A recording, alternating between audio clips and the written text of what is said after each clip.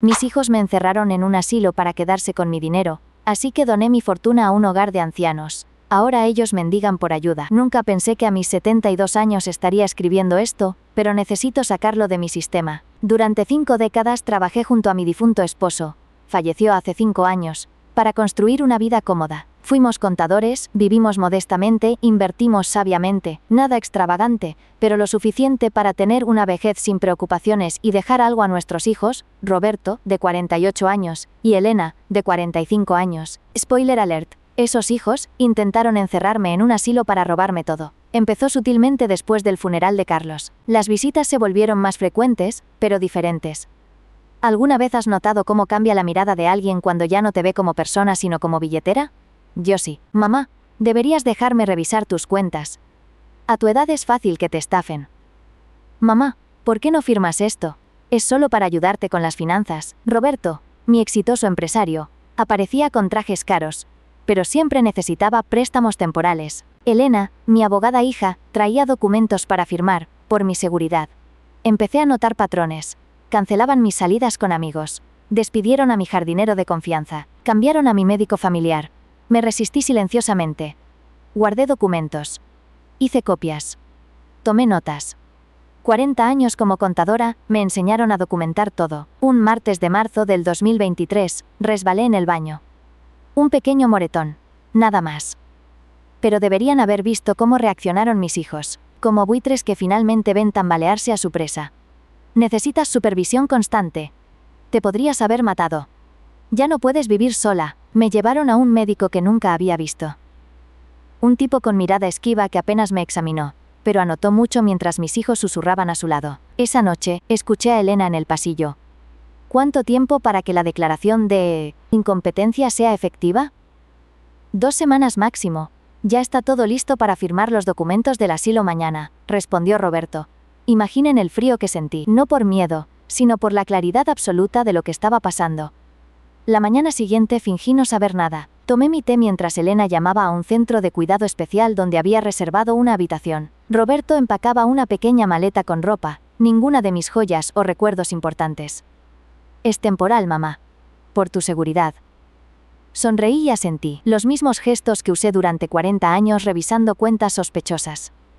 Una semana después, el 10 de abril, me llevaron al Pinar Dorado, un nombre bonito para un lugar deprimente. Habitaciones pequeñas. Personal mínimo. Olor a desinfectante barato. Nada como los elegantes centros para adultos mayores que habíamos visitado, solo para el futuro. Elena firmó papeles mientras Roberto hablaba con la administradora. Me dejaron sentada en una silla de vinilo agrietado con mi pequeña maleta. Estarás cómoda aquí, mamá. Vendremos pronto. Sus visitas tras el ingreso. 15 minutos cada 2 semanas. Justo lo mínimo para que el personal no sospechara el abandono. Lo que mis hijos no sabían mientras se marchaban sonriendo, era que estaban cometiendo 3 errores fatales. 1. Subestimaron a la mujer que los había criado. 2. No sabían que tenía acceso a comunicación externa. 3. Y el peor error. Creyeron que yo estaba mentalmente deteriorada. En su arrogancia, dejaron caer una bomba. Escuché a Roberto decirle a Elena mientras salían. La casa está prácticamente vendida. El comprador firma la próxima semana. Mi casa. Donde criamos a estos desagradecidos. Donde está enterrado el perro que tanto amaban de niños. Donde guardaba las cenizas de su padre. Fue entonces cuando decidí que si querían guerra, les daría una guerra. Y yo tenía 5 décadas de experiencia en detectar fraudes que ellos no tenían. En ese momento, mientras veía sus espaldas alejarse, dejé de ser María la mamá, y me convertí en María la estratega. No sabían con quién se habían metido. El Pinar Dorado era exactamente lo que imaginan. Paredes descascaradas pintadas de un amarillo enfermizo, personal sobrecargado, y comida que haría llorar a un prisionero. Pero encontré algo inesperado. Aliados. Mi compañera de habitación, Dolores, había pasado por algo similar. Los hijos son como inversiones, me dijo una noche. Algunas dan frutos y otras se quiebran completamente. Durante las primeras semanas, me comporté exactamente como esperaban. Confundida, dócil, agradecida por sus breves visitas. Internamente, estaba haciendo lo que hice toda mi carrera. Analizar patrones, recopilar información y preparar un contraataque. Un miércoles, Roberto dejó caer su maletín mientras revisaba su teléfono. Una carpeta se deslizó parcialmente. No estoy orgullosa de haber husmeado, pero tampoco me arrepiento. Lo que vi me quitó el aliento. Estado de cuenta. Préstamo hipotecario sobre propiedad calle Magnolias, 347. Mi casa. Deudor principal. Roberto Méndez cofirmante. María Suárez, yo, aparentemente. Monto. $450.000. Mi firma estaba ahí, una firma que no reconocí. ¿Todo bien, mamá?, preguntó Roberto al ver mi cara. Sí, hijo. Solo recordaba que debo tomar mis medicinas. Medicinas que no necesitaba pero fingía tomar, escupiéndolas discretamente cuando nadie miraba. Esa misma tarde, escuché accidentalmente. Está bien, me escondí estratégicamente detrás de la puerta de la oficina administrativa. Una conversación entre mis hijos y la directora del centro. Necesitamos minimizar gastos, dijo Elena. ¿Hay un plan más económico? Ya está en nuestra opción básica, respondió la directora. Menos atención significaría negligencia. Bueno, pero no necesita fisioterapia ni actividades, insistió Roberto. Es solo para tenerla segura mientras gestionamos sus bienes. Sus bienes. No los míos. Los suyos. La casa se vende la próxima semana, continuó Elena. Y ya estamos liquidando las cuentas de inversión. Si todo sale según lo planeado, en 3 meses habremos transferido todo. Sentí algo que no había experimentado en décadas. Una rabia tan pura que casi podía saborearla. Una cosa es ser ingrato, otra muy distinta es ser un ladrón. Y mis hijos eran ambas cosas. Esa noche, mientras Dolores dormía, saqué el teléfono móvil que había escondido. Gracias a Carmen, una enfermera con principios que se había convertido en mi aliada. Llamé al único número que sabía me respondería a la 1 de la madrugada. Martín, mi colega de toda la vida. María, ¿eres tú? ¿Qué sucede? Martín, necesito tu ayuda. Mis hijos están robándome todo. Silencio al otro lado. Luego. Siempre supe que ese par terminaría así. Dime qué necesitas. Le conté todo. La internación forzada. La falsificación de mi firma. Los planes de venta de mi casa. ¿Estás segura que quieres hacer esto, María? Son tus hijos. Ya no, son 2 extraños que comparten mi ADN. Al día siguiente, Carmen me trajo algo más valioso que cualquier medicina. Un cuaderno pequeño. Para que documentes todo, me dijo. Fechas, horas, lo que dicen, cómo te tratan. Todo. Durante las siguientes semanas, construí meticulosamente mi caso. Fotografié discretamente documentos con mi firma falsificada. Registré la frecuencia y duración de sus visitas, promedio, 12 minutos. Grabé conversaciones reveladoras con mi teléfono oculto. Ninos, hice una lista de todos mis bienes que estaban liquidando. Mientras tanto, Martín contactó al Dr. Jaime Vega, director de Atardecer Sereno, un verdadero hogar de adultos mayores con estándares éticos. A través de Carmen, coordinamos una evaluación psiquiátrica independiente con el Dr. Morales, quien documentó oficialmente mi perfecta capacidad mental. No hay ningún indicio de deterioro cognitivo, escribió. La paciente está completamente lúcida y capacitada para tomar sus propias decisiones. El punto de inflexión llegó cuando Elena dejó olvidada una carpeta entera. Contenía su plan completo. Un cronograma para liquidar mis bienes, transferencias programadas a cuentas en Panamá, incluso una nota sobre la conveniencia de mi supuesto deterioro mental. Esa noche lloré. No por tristeza, sino porque finalmente entendí. Nunca había conocido realmente a mis hijos. ¿Qué clase de madre cría monstruos codiciosos? ¿En qué había fallado? Pero mientras las lágrimas caían, algo inesperado sucedió. Sentí cómo el dolor se transformaba en algo más poderoso. Determinación absoluta. Llamé a Martín nuevamente. Contacta al mejor abogado que conozcas, le dije. No uno bueno. El mejor. ¿Estás segura, María? Esto será una guerra. Ellos declararon la guerra cuando falsificaron mi firma. Yo solo estoy aceptando el desafío. Alejandro Ruiz no parecía el tipo de abogado que destroza carreras y reputaciones. Con sus lentes redondos y su voz suave, más bien recordaba a un profesor universitario. Pero Martín insistió. No te dejes engañar. En la sala de tribunal, es un tiburón. Gracias a Carmen, pudimos reunirnos discretamente en una sala de visitas privada del Pinar Dorado. Les dije a todos que era mi sobrino, que venía a leerme poesía. Señora María, dijo después de revisar mi documentación durante 20 minutos en silencio. Este es uno de los casos más claros de abuso patrimonial que he visto. ¿Podemos ganar?, pregunté directamente. Una pequeña sonrisa apareció en su rostro. No solo ganaremos, los destruiremos. Trabajamos meticulosamente durante las siguientes semanas. Mientras mis hijos seguían con su plan, creyéndome aislada y confundida, nosotros construíamos nuestro contraataque. 1. El Dr. Vega de Atardecer Sereno documentó las condiciones cuestionables de Pinar Dorado. 2. El Dr. Morales completó 3 evaluaciones separadas, confirmando mi capacidad mental. 3. Carmen proporcionó bitácoras detalladas de mis actividades diarias. 4. Martín rastreó todas las transacciones financieras sospechosas. 5. Alejandro preparó una demanda devastadora. Todo esto mientras yo seguía actuando como la mamá confundida que mis hijos querían ver. ¿Cómo estás hoy, mamá?, preguntaba Elena mecánicamente durante sus visitas de 10 minutos. Bien, querida. Solo un poco confundida sobre qué día es, mientras pensaba. Perfectamente consciente de que has transferido $75.000 de mi cuenta ayer. Una tarde particularmente reveladora, Roberto dejó su teléfono sobre la mesa mientras iba al baño. Rápidamente revisé sus mensajes con Elena. Roberto, el comprador de la casa quiere cerrar la próxima semana. Necesitamos la firma falsa de mamá en los documentos finales. Elena, yo me encargo. Luego podemos poner a la venta la casa de verano. Con eso deberíamos cubrir tus deudas de juego. Roberto, gracias por no contarle a Carolina sobre esto. Mi esposa no entendería.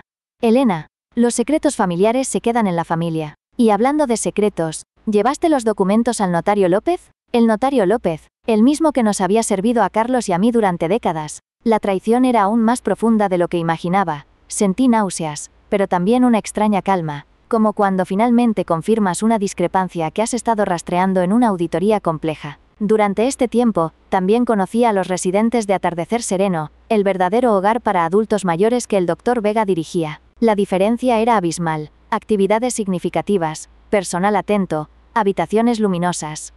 Personas tratadas con dignidad, no como almacenamiento humano. Una tarde, mientras observaba a los residentes jugar ajedrez, tuve una epifanía. Dr. Vega, le pregunté, ¿qué suele pasar con los residentes que no tienen familia o recursos? Hacemos lo que podemos, pero siempre hay límites presupuestarios, respondió con honestidad. Esa noche no dormí. Una idea comenzaba a formarse en mi mente, una idea que iba más allá de recuperar mi dinero o castigar a mis hijos. Mientras tanto, Alejandro movía sus fichas, maestramente. Consiguió una audiencia urgente ante la jueza Ramírez, conocida por su postura firme contra el abuso a adultos mayores. Será este viernes, me informó. Sus hijos recibirán la notificación mañana. ¿No les estamos dando tiempo para prepararse?, pregunté. Exactamente. Queremos que entren en pánico y cometan errores. El jueves por la tarde, Elena apareció agitada. Primera vez que venía fuera de su esquema habitual. Mamá, hay una confusión legal, necesitamos resolver unos documentos mañana. ¿Qué confusión, hija? Fingí inocencia mientras mi corazón latía con fuerza. Nada importante, solo rutina, mintió mirando su reloj repetidamente. Vendremos a buscarte temprano. Después de que se fue, Carmen entró con una sonrisa. Su hija acaba de llamar a la administración. Dijo que estará indispuesta mañana, y no podrá venir. Me reí por primera vez en meses. Por supuesto que no vendrá, estará muy ocupada en el tribunal. Esa noche preparé mi mejor conjunto. Un traje azul marino que Carlos siempre amó. Revisé cada documento, cada evidencia, cada testimonio. ¿Nerviosa?, preguntó Carmen mientras me ayudaba a prepararme. No. Respondí con sorprendente calma, solo impaciente por ver sus caras cuando entiendan que subestimaron a su madre. Nunca olvidaré las caras de Roberto y Elena cuando entré a la sala del tribunal. Primero confusión, luego shock, finalmente pánico. Yo, la madre mentalmente incompetente, caminando erguida, vestida impecablemente, con una carpeta de documentos bajo el brazo.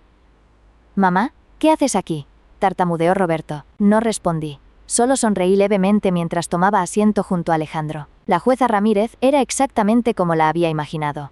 Ojos penetrantes que parecían ver a través de las mentiras, cabello entrecano recogido en un moño austero, y una reputación de intolerancia absoluta hacia quienes abusaban del sistema legal. Procedamos, dijo secamente. Caso 247b. María Suárez versus Roberto y Elena Méndez. Brujato por abuso patrimonial, falsificación de documentos e internamiento forzoso. Mi abogado fue metódico y despiadado. Presentó cronológicamente cada pieza de evidencia. El informe médico original y fraudulento. Mis evaluaciones psiquiátricas recientes demostrando plena capacidad. Minos, las transferencias bancarias no autorizadas.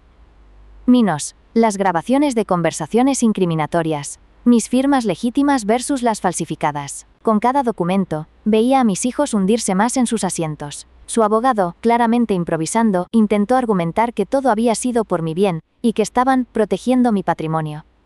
Entonces llegó el golpe maestro. Su señoría, dijo Alejandro, quisiera presentar una evidencia final. Colocó una tableta sobre la mesa. Un video tomado hace 3 semanas en el estacionamiento de Pinar Dorado. En la pantalla aparecieron Roberto y Elena, sin saber que estaban siendo grabados por la cámara de seguridad del centro. ¿Cuánto tiempo más tenemos que fingir que nos importa?, se quejaba Roberto. 3 meses máximo, respondía Elena. Para entonces habremos liquidado todo. Los certificados médicos falsos funcionaron perfectamente. Nadie cuestiona nada. ¿Y si mamá recupera la lucidez? ¿Cuál lucidez? Nunca ha estado confundida, solo necesitamos mantenerla aislada hasta terminar. Un silencio sepulcral invadió la sala. La jueza Ramírez se quitó las gafas lentamente. Una señal que, según me explicaría después Alejandro, anunciaba tormenta. En 30 años de carrera judicial, dijo con voz controlada pero cargada de indignación. Pocas veces he visto un caso tan flagrante de abuso. Esta corte falla a favor de la demandante en todos los puntos. La sentencia fue más severa de lo que esperábamos. Control inmediato de todas mis propiedades y cuentas. Minos, orden de restricción contra mis hijos. Investigación criminal sobre el médico cómplice. Indemnización por daños emocionales. Minos, lo mejor. La jueza ordenó personalmente la revisión de todas las prácticas de Pinar Dorado. Cuando salimos, Elena intentó acercarse. Mamá, podemos explicarlo todo. Alejandro se interpuso. Su madre no desea hablar con ustedes. Toda comunicación será a través mío de ahora en adelante. Roberto parecía descompuesto. ¿Qué vamos a hacer? Tengo deudas. Debieron pensarlo antes de intentar robarme. Respondí finalmente, mirándolos directamente. No sentí satisfacción, sino una extraña mezcla de tristeza y liberación. Esa tarde, mientras celebrábamos discretamente en la oficina de Alejandro, les compartí mi plan. Quiero modificar mi testamento. Completamente. ¿Desheredar a sus hijos?, preguntó Alejandro. Parcialmente. Les dejaré lo mínimo legal obligatorio. Tomé aire. El resto, quiero donarlo. Les expliqué mi idea. Crear una fundación asociada a Atardecer Sereno, enfocada en proteger adultos mayores de abusos patrimoniales, no después de mi muerte, sino inmediatamente. ¿Está segura?, preguntó Martín. Es prácticamente toda su fortuna. ¿De qué me sirve? Tengo 72 años, no 27. Y he visto cómo viven los residentes de Atardecer Sereno. Puedo hacer una diferencia ahora. Una semana después, en la oficina del notario Jiménez, definitivamente no López, firmé la transferencia de 3 propiedades para la fundación, menos el 85% de mis inversiones y ahorros, menos un fondo específico para asistencia legal a adultos mayores, menos un programa educativo sobre derechos patrimoniales. Me reservé lo suficiente para vivir cómodamente y la satisfacción de saber que mis hijos recibirían exactamente lo mínimo que la ley requería que les dejara. Una fracción insignificante comparada con lo que habían intentado robar. Cuando el notario terminó, sentí una ligereza que no había experimentado en años. Era como si finalmente hubiera cerrado un libro doloroso para abrir uno nuevo lleno de posibilidades. ¿Qué hará ahora?, preguntó el doctor Vega, quien había sido testigo de la firma. Primero, mudarme a un apartamento independiente, en Atardecer Sereno. Luego, comenzar a trabajar en la fundación. Sonreí. Y tal vez, solo tal vez, aprender a jugar ajedrez. No tuvieron que esperar mucho para las consecuencias. 3 semanas después de la redistribución de mi patrimonio, Roberto llamó a Alejandro. Mi casa está por ser embargada, explicó desesperado. Necesito hablar con mi madre. Elena fue más directa. Apareció sin aviso en Atardecer Sereno, donde yo ya me había instalado en un cómodo apartamento independiente. No pueden impedirme ver a mi madre, le gritó a la recepcionista. Decidí recibirla. ¿Por qué no? Ya no podía quitarme nada. La Elena que entró a mi sala de estar, no era la abogada segura de sí misma que había falsificado mi firma. Su cabello estaba despeinado, su maquillaje descuidado. Mamá, todo fue un malentendido, comenzó, sentándose sin ser invitada. Roberto me convenció, yo solo quería protegerte. La miré fijamente hasta que se calló. ¿Terminaste? Mamá, por favor, su voz se quebró. Estamos en la ruina. Roberto apostó todo, creyendo que tendría tu dinero para cubrir sus pérdidas. Mi bufete está investigándome. Podrían quitarme la licencia. Una parte de mí, la madre que los había amado incondicionalmente, sintió una punzada de dolor, pero la mujer a la que habían traicionado mantuvo el control. Consecuencias, Elena. Cada acción tiene consecuencias. ¿Nos vas a dejar en la calle? Sus ojos mostraban algo que nunca había visto en ella. Miedo real. No, respondí tranquilamente. Pero tampoco les daré un centavo sin condiciones. Le expliqué mi propuesta. Podrían recibir ayuda financiera limitada. Pero primero deberían: 1. Trabajar 20 horas semanales como voluntarios en Atardecer Sereno durante 6 meses. 2. Asistir a terapia familiar para entender el daño causado. 3. Cooperar plenamente con la investigación sobre el médico cómplice. ¿Nos estás castigando como a niños?, preguntó indignada. No, les estoy dando la oportunidad que ustedes no me dieron a mí, demostrar que pueden cambiar. Se marchó furiosa, pero 3 días después, Roberto llamó aceptando los términos. Una semana más tarde, Elena también. Verlos trabajar en el hogar fue revelador. Roberto, quien nunca había servido a nadie, aprendiendo a ayudar a ancianos con movilidad reducida. Elena, siempre apresurada, teniendo que leer pacientemente a residentes con problemas de visión.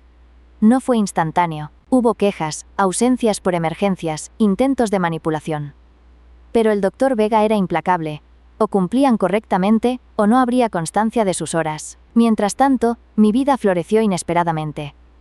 La Fundación Autonomía Senior comenzó a operar oficialmente en enero de 2024. Usamos mi experiencia contable para crear guías sobre protección patrimonial para adultos mayores. Ofrecimos asesoría legal gratuita. Iniciamos un programa de divulgación en centros comunitarios. Un día, encontré a Roberto realmente conversando con don Julián, un exprofesor con Parkinson. No fingiendo interés, realmente escuchando. Le gustaban los mismos equipos de fútbol que a papá, me comentó después, con una expresión que me recordó al niño que una vez fue. Elena tardó más, pero eventualmente la encontré ayudando voluntariamente a una residente a revisar un contrato fuera de sus horas obligatorias. Estaba a punto de firmar algo terriblemente desventajoso, me explicó. Solo hice lo que cualquier abogada decente haría. La ironía no pasó desapercibida para ninguna de las dos. La verdadera sorpresa vino de mis nietos. Julia y Diego, los hijos adolescentes de Roberto, comenzaron a visitarme por iniciativa propia. Papá nunca nos contó realmente qué pasó, me confesó Julia. Escuchamos rumores, pero queremos saber tu versión. Les conté todo, sin adornar ni exagerar. Simplemente la verdad. Eso es horrible, dijo Diego. Lo siento, abuela. Ustedes no tienen que disculparse por nada, les aseguré. En febrero de 2024 celebré mi cumpleaños 73 en el jardín de Atardecer Sereno. Miré alrededor. Martín jugando dominó con otros residentes. El doctor Vega conversando con Alejandro sobre ampliar el programa legal. Carmen, ahora jefa de enfermeras, dirigiendo al personal. Mis nietos ayudando con la decoración. Roberto y Elena estaban allí también. Más delgados, menos arrogantes, todavía incómodos pero presentes. No habíamos resuelto todo. Quizás nunca lo haríamos completamente. La confianza rota no se repara fácilmente. Pero habíamos encontrado un nuevo equilibrio. Esa noche, mientras apagaba las velas, Martín me preguntó qué había deseado. Que esta historia sirva para algo. Respondí. Que otros adultos mayores aprendan a protegerse, que las familias entiendan que la vejez no significa incapacidad, que los sistemas legales realmente funcionen para quienes los necesitan. Hoy, nuestra fundación ha ayudado a prevenir 17 casos similares al mío. La jueza Ramírez está impulsando reformas legislativas basadas en mi caso, y aunque suene extraño, estoy en paz. No elegimos a nuestra familia de origen, pero sí podemos elegir la familia que construimos a nuestro alrededor. La mía ahora incluye a personas que me respetan por quien soy, no por lo que poseo. Y esa, para mí, es la mayor victoria de todas.